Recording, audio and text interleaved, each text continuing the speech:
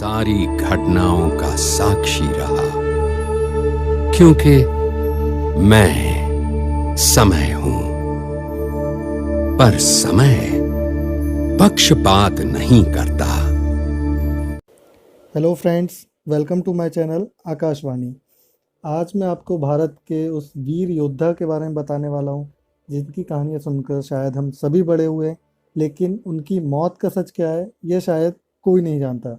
जी हाँ दोस्तों, मैं बात कर रहा हूँ पृथ्वीराज चौहान की। पृथ्वीराज चौहान को मध्यकालीन युग का सबसे सम्मानित राजपूत राजाओं में से एक माना जाता है, जिन्होंने अपने शासन के समय पर दक्षिण पंजाब, मध्य प्रदेश, उत्तर प्रदेश, राजस्थान, हरियाणा और दिल्ली को अपने नियंत्रण में रखा हुआ था। अब इस सवाल पर वापस आते हैं कि पृथ्वीराज चौहान की मृत्यु आखिर हुई कैसे। वैसे अगर हम इतिहास के पन्नों को पलटकर देखें तो हमें इस सवाल का कोई एक जवाब नहीं मिलता, बल्कि कई सारे जवाब हमारे सामने आ जाते हैं। सभी जवाबों में लेकिन एक बात समान है कि उनकी मृत्यु मोहम्मद गौरी द्वारा हुई थी। अब सवाल ये उठता है, ये मोहम्मद गौरी कौन था। मोहम्मद गौरी को अफ़गानिस्तान का सबसे सफल शासक माना जाता है, जिसने भारत में मुस्लिम साम्राज्य की नींव रखी, जो कि कई शताब्दियों तक चलती रही और भारत के एक बड़े हिस्से को अपने नियंत्रण में कर लिया। 1178 में उसने गुजरात पर हमला किया, लेकिन वहाँ के शासक द्वारा उसको हरा दिया गया और उसको वहाँ से खाली हाथ जाना पड़ा। 1191 में उसने पंजाब के रास्ते भारत में एक बार फिर से प्रवेश करने की कोशिश की, और जब यह बात पृथ्वीराज चौहान को पता लगी तो उन्होंने अपने जागीरदार गोविंदराज और अपनी 2 सेनाओं को तराइन के लिए भेज दिया। गोविंदराज ने मोहम्मद गौरी को हरा दिया और इस युद्ध में चौहान सेना जीत गई। इस बेइज्जती का बदला लेने के लिए मोहम्मद गौरी ने 1192 में फिर से तराइन में एक बार फिर हमला किया। यह हमला उसने सुबह होने से पहले किया, जिस समय राजपूत सेना आराम कर रही थी, और अचानक हुए इस हमले की वजह से राजपूत सेना और पृथ्वीराज चौहान यह युद्ध हार गए। अगर हम उस समय के सोर्सेस की बात पर यकीन करें तो तराइन के दूसरे युद्ध में पृथ्वीराज चौहान को हराने के बाद मोहम्मद गौरी ने पृथ्वीराज चौहान को अपने नाम पर शासन करने के लिए सिंहासन पर बिठा दिया था। इस बात का सबूत उस समय के कुछ सिक्कों से मिलता है, जिन पर पृथ्वीराज चौहान और मोहम्मद गौरी दोनों के नाम एक साथ लिखे हुए हैं। उसी समय के एक इतिहासकार हसन निज़ामी का कहना है कि पृथ्वीराज चौहान को मोहम्मद गौरी के खिलाफ साजिश करते हुए पकड़ा गया था, जिसके बाद मोहम्मद गौरी ने उनका सर धड़ से अलग करवा दिया। 14वीं शताब्दी के जैन विद्वान मेरेतुंगा द्वारा रचित प्रबंध चिंतामणि के अनुसार गौरी ने चौहान गैलरी में कुछ चित्र देखे, जिनमें मुसलमानों को सुअरों द्वारा मारते हुए चित्रित किया था, जिस वजह से उसे गुस्सा आया और उसने पृथ्वीराज चौहान को अपने जागीरदार बनाए रखने की योजना को निरस्त किया और पृथ्वीराज चौहान का सर धड़ से अलग करवा दिया।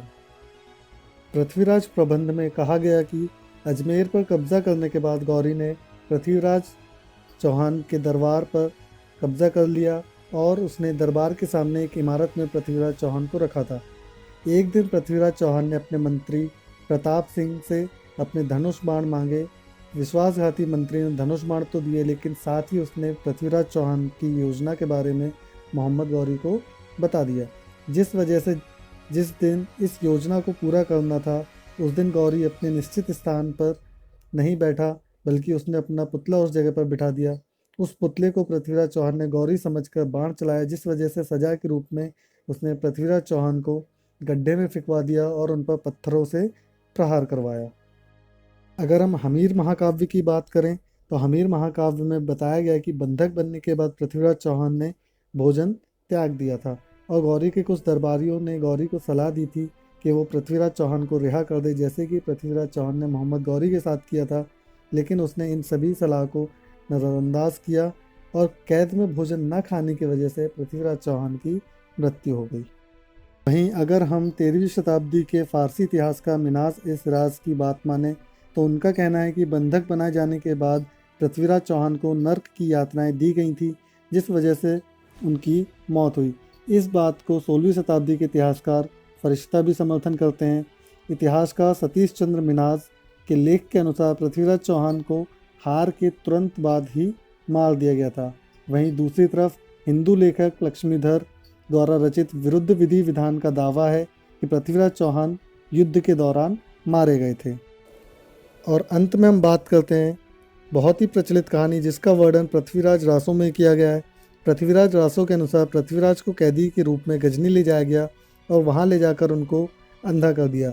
यह सुनकर उनके राजकवि और परम मित्र चंद्र बलदेव भी गजनी गए और उन्होंने गौरी को पृथ्वीराज चौहान की शब्द भेदी बाण विद्या के बारे में बताया और झांसा दिया कि उसको यह विद्या देखनी चाहिए।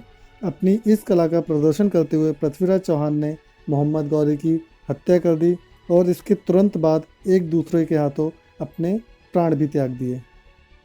ये थे वो तमाम उत्तर जो हमें इतिहास के पन्नों में मिलते हैं। किसी ने सच ही कहा है कि हिस्ट्री एक मिस्ट्री है और इस सवाल के इतने सारे जवाब इस बात को सही साबित भी करते हैं।